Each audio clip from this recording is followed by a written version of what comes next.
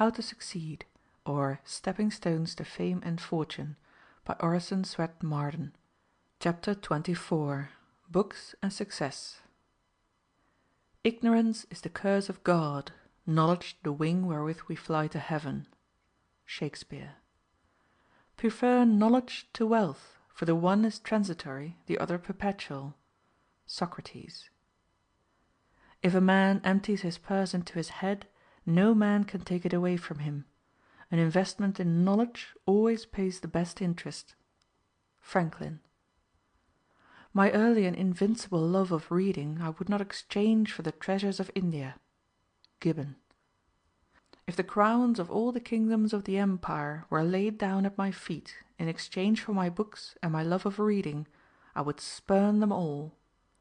Fénelon. Who of us can tell what he had been had Cadmus never taught the art that fixes into form the thought, had Plato never spoken from his cell, or his high harp blind Homer never strung? Bulwer. When friends grow cold, and the converse of intimates languishes into vapid civility and commonplace, these only continue the unaltered countenance of happier days, and cheer us with that true friendship which never deceived hope nor deserted sorrow. Washington Irving. Do you want to know, asks Robert Collier, how I managed to talk to you in this simple Saxon? I read Bunyan, Crusoe, and Goldsmith when I was a boy, morning, noon, and night. All the rest was task work. These were my delight, with the stories in the Bible, and with Shakespeare, when at last the mighty master came within our doors. The rest were as senna to me. These were like a well of pure water, and this is the first step I seem to have taken of my own free will toward the pulpit. I took to these as I took to milk, and, without the least idea of what I was doing, got the taste for simple words into the very fibre of my nature. There was day school for me until I was 8 years old, and then I had to turn in and work 13 hours a day. From the days when we used to spell out Crusoe and old Bunyan, there had grown up in me a devouring hunger to read books. It made small matter what they were, so they were books. Half a volume of an old encyclopedia came along, the first I had ever seen. How many times I went through that I cannot even guess. I remember that I read some old reports of the Missionary Society with the greatest delight. There were chapters in them about China and Labrador. Yet I think it is in reading as it is in eating. When the first hunger is over, you begin to be a little critical, and will by no means take to garbage if you are of a wholesome nature. And I remember this because it touches this beautiful valley of the Hudson. I could not go home for the Christmas of 1839, and was feeling very sad about it all, for I was only a boy, and sitting by the fire, an old farmer came in and said, "I noticed thou's fond of reading, so I brought thee summat to read." It was Irving's Sketch Book. I had never heard of the work. I went at it, and was as them that dream. No such delight had touched me since the old days of Crusoe. I saw the Hudson and the Catskills, took poor Rip at once into my heart, as everybody has, pitied Ichabod while I laughed at him, thought the old Dutch feast a most admirable thing, and long before I was through, all regret at my lost Christmas had gone down with the wind, and I had found out there are books and books. That vast hunger to read never left me. If there was no candle, I poked my head down to the fire, read while I was eating, blowing the bellows, or walking from one place to another. I could read and walk 4 miles an hour. The world centred in books. There was no thought in my head of any good to come out of it. The good lay in the reading. I had no more idea of being a minister than you elder men, who were boys then in this town, had that I should be here tonight to tell this story. Now give a boy a passion like this for anything, books or business, painting or farming, mechanism or music, and you give him thereby a lever to lift his world, and a patent of nobility, if the thing he does is noble. There were 2 or 3 of my mind about books. We became companions, and gave the roughs a wide berth. The books did their work too about that drink, and fought the devil with a finer fire. In education, says Herbert Spencer, the process of self-development should be encouraged to the fullest extent. Children should be led to make their own investigations and to draw their own inferences. They should be told as little as possible, and induced to discover as much as possible. Humanity has progressed solely by self-instruction, and that to achieve the best results each mind must progress somewhat after the same fashion is continually proved by the marked success of self-made men. "My books," said Thomas Hood, "kept me from the ring, the dog-pit, the tavern, and the saloon. The associate of Pope and Addison, the mind accustomed to the noble though silent discourse of Shakespeare and Milton, will hardly seek or put up with low or evil company or slaves." "When I get a little money," said Erasmus, "I buy books, and if any is left, I buy food and clothes." "Hundreds of books read once," says Robertson, "have passed as completely from us as if we had never read them; whereas the discipline of mind got by writing down, not copying, an abstract of a book which is worth the trouble, fixes it on the mind for years, and, besides, enables one to read other books with more attention and more profit."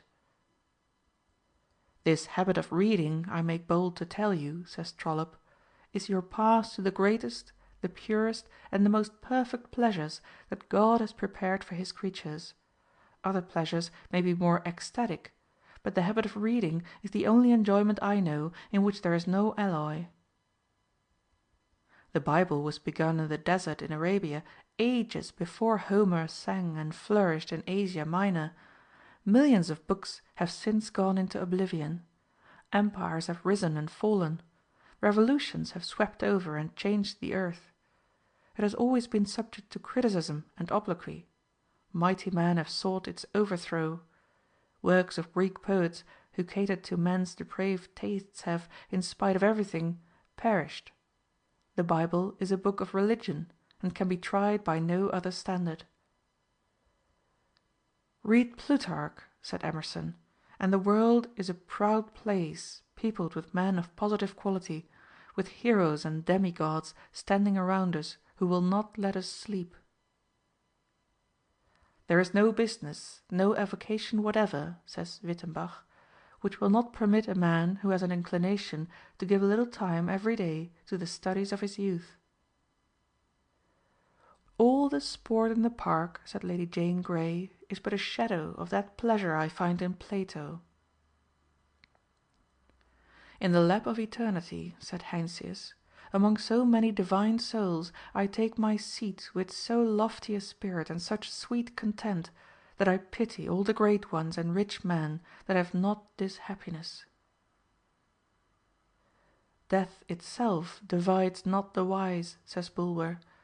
"Thou meetest Plato when thine eyes moisten over the Phaedo. May Homer live with all men for ever." "When a man reads," says President Porter, "he should put himself into the most intimate intercourse with his author, so that all his energies of apprehension, judgment, and feeling may be occupied with, and aroused by, what his author furnishes, whatever it may be. If repetition or review will aid him in this, as it often will, let him not disdain or neglect frequent reviews. If the use of the pen, in brief or full notes, in catchwords or other symbols, will aid him, let him not shrink from the drudgery of the pen and the commonplace book." "Reading is to the mind," says Addison, "what exercise is to the body. As by the one health is preserved, strengthened, and invigorated, by the other virtue, which is the health of the mind, is kept alive, cherished, and confirmed." "There is a world of science necessary in choosing books," said Bulwer. "I have known some people in great sorrow fly to a novel, or the last light book in fashion. One might as well take a rose draught for the plague. Light reading does not do when the heart is really heavy. I am told that Goethe, when he lost his son, took to study a science that was new to him. Ah, Goethe was a physician who knew what he was about." "When I served, when a young man, in India," said a distinguished English soldier and diplomatist, "when it was the turning point in my life, when it was a mere chance whether I should become a mere card-playing, hookah-smoking lounger, I was fortunately quartered for 2 years in the neighbourhood of an excellent library, which was made accessible to me. Books, says E.P. Whipple, are lighthouses erected in the great sea of time. As a rule, said Benjamin Disraeli, the most successful man in life is the man who has the best information. You get into society in the widest sense, says Geikie, in a great library, with the huge advantage of needing no introductions and not dreading repulses. From that great crowd you can choose what companions you please, for in the silent levees of the immortals there is no pride, but the highest is at the service of the lowest, with a grand humility. You may speak freely with any without a thought of your inferiority, for books are perfectly well bred and hurt no one's feelings by any discriminations. Sir William Waller observed, "In my study I am sure to converse with none but wise men, but abroad it is impossible for me to avoid the society of fools."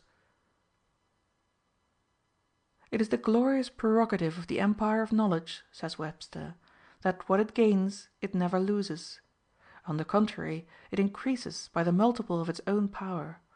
All its ends become means, all its attainments help to new conquests.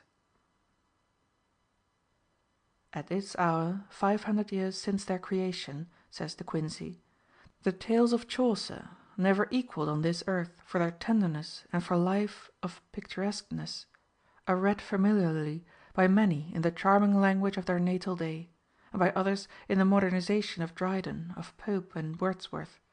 At this hour, 1,800 years since their creation, the pagan tales of Ovid, never equalled on this earth for the gaiety of their movement and the capricious graces of their narrative, are read by all Christendom. There is no past so long as books shall live, says Lytton. No wonder Cicero said that he would part with all he was worth so he might live and die among his books, says Geikie.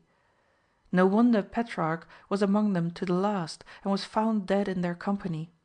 It seems natural that Bede should have died dictating, and that Leibnitz should have died with a book in his hand, and Lord Clarendon at his desk. Buckle's last words, "My poor book," tell a passion that forgot death, and it seemed only a fitting farewell when the tears stole down the manly cheeks of Scott as they wheeled him into his library when he had come back to Abbotsford to die. Southey, white-haired, a living shadow, sitting stroking and kissing the books he could no longer open or read, is altogether pathetic. No entertainment is so cheap as reading, says Mary Wortley Montagu, nor any pleasure so lasting. Good books elevate the character, purify the taste, take the attractiveness out of low pleasures, and lift us upon a higher plane of thinking and living. It is not easy to be mean directly after reading a noble and inspiring book. The conversation of a man who reads for improvement or pleasure will be flavored by his reading, but it will not be about his reading. Perhaps no other thing has such power to lift the poor out of his poverty, the wretched out of his misery, to make the burden-bearer forget his burden, the sick his sufferings, the sorrower his grief, the downtrodden his degradation, as books. They are friends to the lonely, companions to the deserted, joy to the joyless, hope to the hopeless, good cheer to the disheartened, a helper to the helpless. They bring light into darkness and sunshine into shadow. 25 years ago, when I was a boy, said Rev. J. A. James, a schoolfellow gave me an infamous book which he lent me for only 15 minutes. At the end of that time it was returned to him, but that book has haunted me like a spectre ever since. I have asked God on my knees to obliterate that book from my mind, but I believe that I shall carry down with me to the grave the spiritual damage I received during those 15 minutes. Did Homer and Plato and Socrates and Virgil ever dream that their words would echo through the ages and aid in shaping men's lives in the 19th century? They were mere infants when on earth in comparison with the mighty influence and power they now yield. Every life on the American continent has in some degree been influenced by them. Christ, when on earth, never exerted 1/1000th part of the influence he wields today. While he reigns supreme in few human hearts, he touches all more or less, the atheist as well as the saint. On the other hand, who shall say how many crimes were committed the past year by wicked men buried long ago? Their books, their pictures, their terrible examples live in all they reach and incite to evil deeds. How important, then, is the selection of books which are to become a part of your being. Knowledge cannot be stolen from us. It cannot be bought or sold. We may be poor, and the sheriff may come and sell our furniture, or drive away our cow, or take our pet lamb, and leave us homeless and penniless. But he cannot lay the law's hand upon the jewelry of our minds. Good books and the wild woods are two things with which man can never become too familiar, says George W. Cable.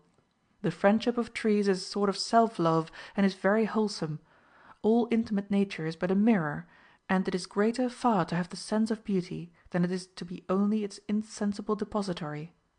The books that inspire imagination, whether in truth or fiction, that elevate the thoughts, are the right kind to read.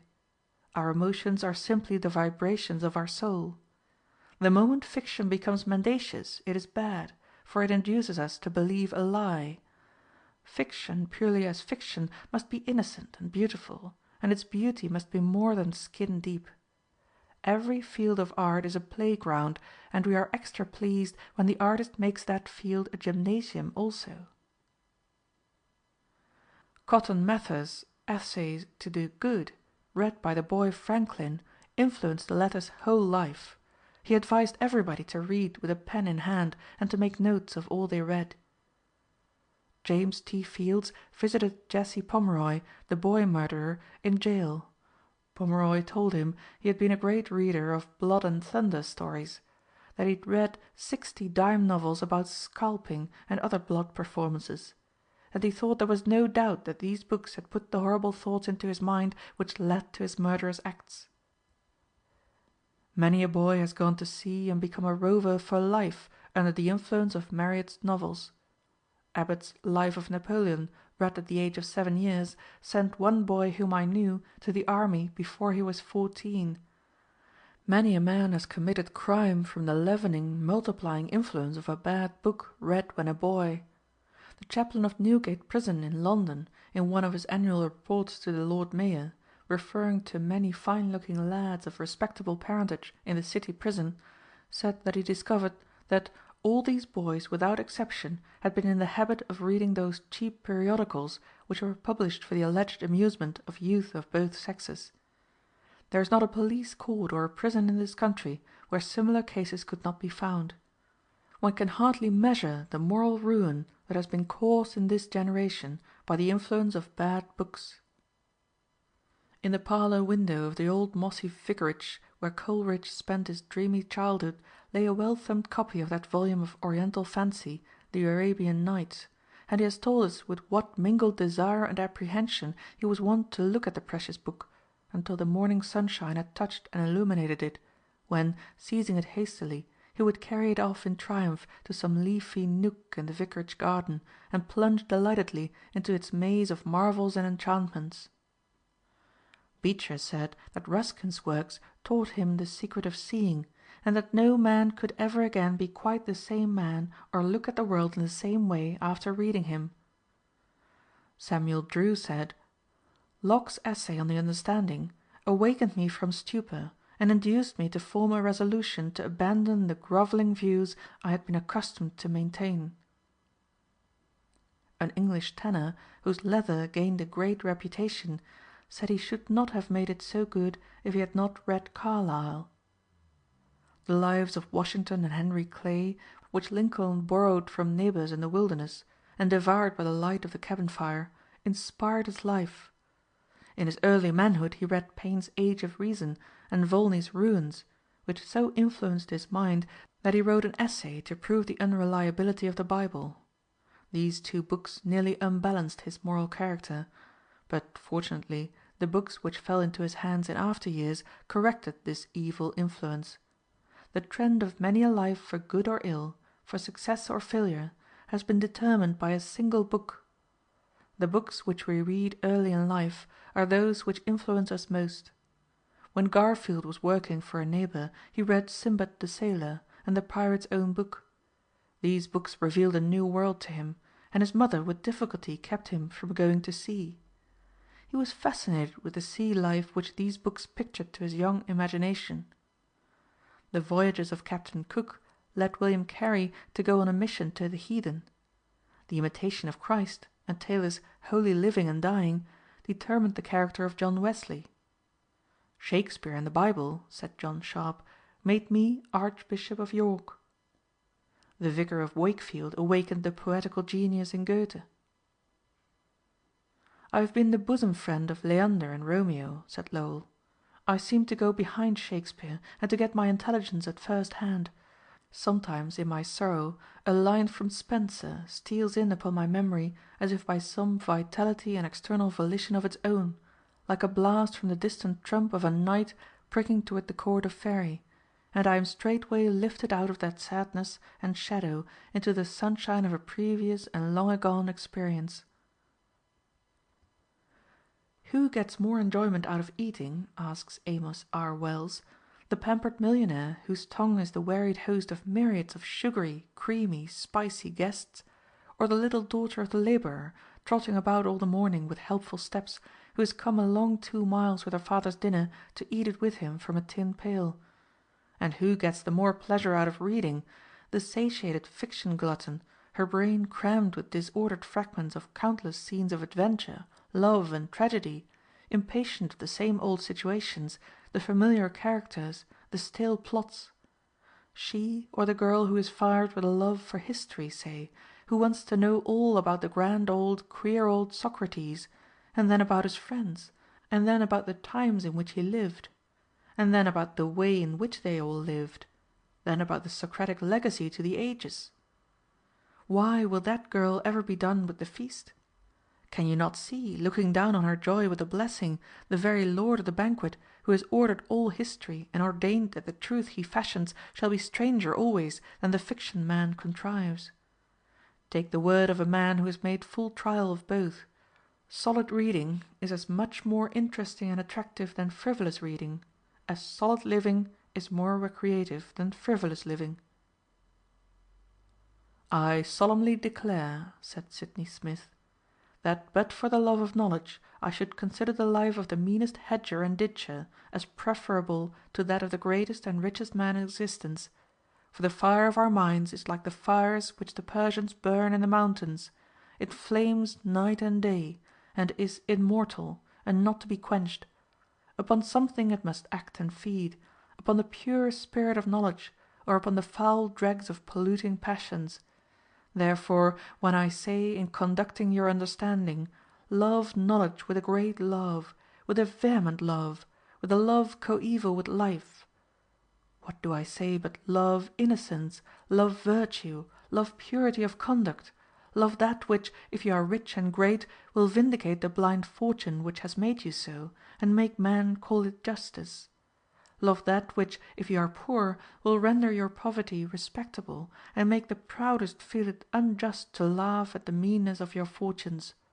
Love that which will comfort you, adorn you, and never quit you, which will open to you the kingdom of thought, and all the boundless regions of conception, as an asylum against the cruelty, the injustice, and the pain that may be your lot in the world.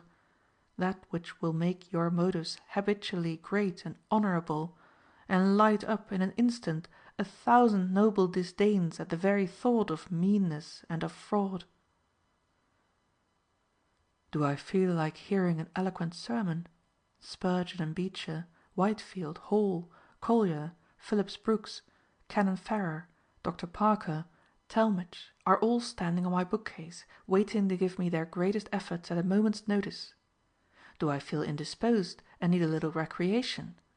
This afternoon I will take a trip across the Atlantic, flying against the wind and over breakers without fear of seasickness on the ocean greyhounds. I will inspect the world-renowned Liverpool docks, take a run up to Hawarden, Call on Mr. Gladstone. Fly over to London and take a run through the British Museum and see the wonderful collection from all nations. Go through the National Art Gallery, through the Houses of Parliament, visit Windsor Castle and Buckingham Palace, call upon Queen Victoria, the Prince of Wales. Take a run through the Lake region and call upon the great writers, visit Oxford and Cambridge, cross the English Channel, stop at Rouen, where Joan of Arc was burned to death by the English. Take a flying trip to Paris, visit the tomb of Napoleon, the Louvre Gallery. Take a peep at one of the greatest pieces of sculpture in existence, the Venus de Milo, which a rich and ignorant person offered to buy if they would give him a fresh one. Take a glance at some of the greatest paintings in existence along the miles of galleries. Take a peep into the Grand Opera House, the grandest in the world, to make room for which 427 buildings were demolished. Promenade through the Champs-Élysées, pass under the triumphal arch of Napoleon, take a run out to Versailles and inspect the famous palace of Louis XIV, upon which he spent perhaps $100 million. Do I desire to hear eloquent speeches? Through my books I can enter the Parliament and listen to the thrilling oratory of Disraeli, of Gladstone, of Bright, of O'Connor. They will admit me to the floor of the Senate, where I can hear the matchless oratory of a Webster, of a Clay, of a Calhoun, of a Sumner, of Everett, of Wilson. They will pass me into the Roman Forum, where I can hear Cicero, or the rostrums of Greece, where I may listen spellbound to the magic oratory of a Demosthenes. No matter how poor I am, says Channing, no matter though the prosperous of my own time will not enter my obscure dwelling, if the sacred writers will enter and take up their abode under my roof, if Milton will cross my threshold to sing to me of paradise, and Shakespeare to open to me the worlds of imagination and the workings of the human heart, and Franklin to enrich me with his practical wisdom, I shall not pine for the want of intellectual companionship, and I may become a cultivated man, though excluded from what is called the best society in the place where I live. With the dead there is no rivalry, says Macaulay. In the dead there is no change. Plato is never sullen. Cervantes is never petulant. Demosthenes never comes unseasonably. Dante never stays too long. No difference of political opinion can alienate Cicero. No heresy can excite the horror of Bossuet. Heed not the idle assertion that literary pursuits will disqualify you for the active business of life, says Alexander H. Everett. Reject it as a mere imagination, inconsistent with principle, unsupported by experience. The habit of reading may become morbid. There is a novel-reading disease. There are people who are almost as much tied to their novels as an intemperate man is tied to his bottle. The more of these novels they read, the weaker their minds become. They remember nothing, they read for the stimulus. Their reasoning powers become weaker and weaker, their memory more treacherous. The mind is ruined for healthy intellectual food. They have no taste for history or biography or anything but cheap, trashy, sensational novels. The passive reception of other men's thoughts is not education. Beware of intellectual dram drinking and intellectual dissipation. It is emasculating. Beware of the book which does not make you determined to go and do something and be something in the world. The great difference between the American graduate and the graduates from the English universities is that the latter have not read many books superficially, but a few books well. The American graduate has a smattering of many books, but has not become master of any. The same is largely true of readers in general. They want to know a little of everything. They want to read all the latest publications, good, bad, and indifferent, if it is only new. As a rule, our people want light reading, something to read that will take up the attention, kill time on the railroad or at home. As a rule, English people read more substantial books, older books, books which have established their right to exist. They are not so eager for recent publications. Joseph Cook advises youth to always make notes of their reading. Mr. Cook uses the margins of his books for his notes, and marks all of his own books very freely, so that every volume in his library becomes a notebook. He advises all young men and young women to keep commonplace books. We cannot too heartily recommend this habit of taking notes. It is a great aid to memory, and it helps wonderfully to locate or to find for future use what we have read. It helps to assimilate and make our own whatever we read. The habit of taking notes of lectures and sermons is an excellent one. One of the greatest aids to education is the habit of writing out an analysis or a skeleton of a book or article after we've read it. Also of a sermon or a lecture. This habit has made many a strong, vigorous thinker and writer. In this connection we cannot too strongly recommend the habit of saving clippings from our readings wherever possible of everything which would be likely to assist us in the future. These scrapbooks, indexed, often become of untold advantage, especially if in the line of our work. Much of what we call genius in great men comes from these notebooks and scrapbooks. How many poor boys and girls who thought they had no chance in life have been started upon noble careers by the grand books of Smiles, Todd, Matthews, Munger, Whipple, Geikie, Thayer, and others.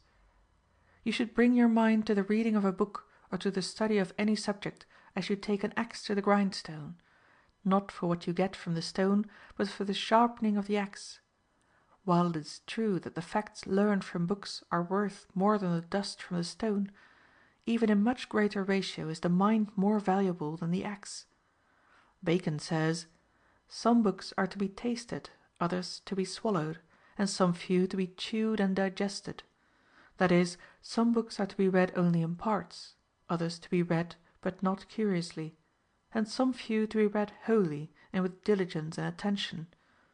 Reading maketh a full man, conference a ready man, and writing an exact man. And therefore, if a man write little, he had need have a great memory; if he confer little, he had need have a present wit; and if he read little, he had need have much cunning to seem to know that he doth not. Histories make men wise, poets witty, the mathematics subtle, natural philosophy deep, morals grave, logic and rhetoric able to contend. Chapter 24.